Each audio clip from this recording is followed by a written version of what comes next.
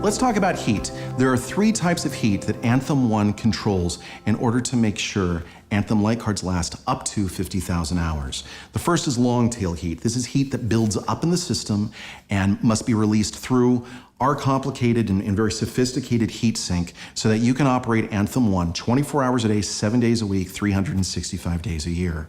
The second type of heat is known as a 30-second initiation heat spike.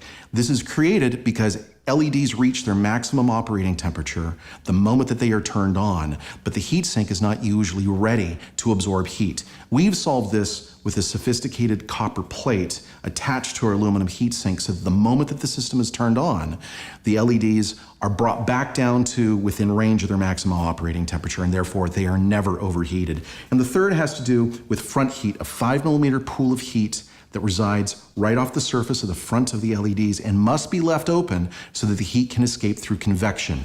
Anthem 1 controls for all 3 of these, but if you would like to learn more, watch one of our longer videos that explains the science of Anthem 1 and Anthem light cards in more detail. Anthem 1. We didn't invent the light. We perfected it.